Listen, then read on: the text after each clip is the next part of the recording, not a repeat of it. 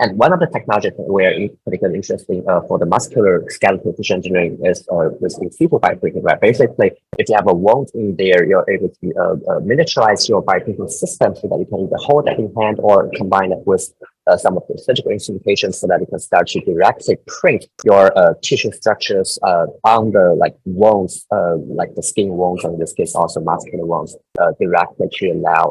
patterning of line structures or any other structure of interest direct on the tissue, so that you don't have to go through this printing and culturing and then implantation back to the wound site process. Otherwise, you have to go through with the conventional printing procedures. So, but then for in situ bioprinting, there's the dilemma because if you're trying to directly print on the tissues, that's usually wet environment, right? So basically, there are a lot of liquid from the tissue and also sometimes blood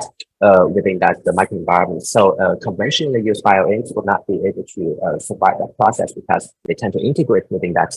water-rich microenvironment. So back then we started to really develop some of these species bioinks that are allowing underwater bioprinting directly within the water microenvironment. So basically, I'm not going to into the details, but then the brief message is that we have developed bioink system that's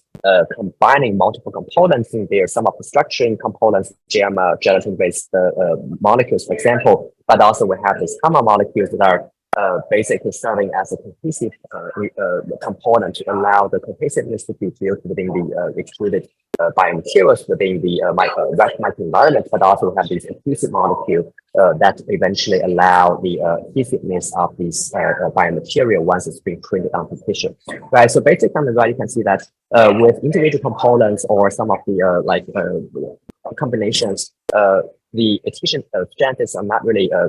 high, but then once you have all the components coming together, right, especially this adhesive component, you can see much increased adhesiveness to the skin tissue or the underneath whatever tissue that you have there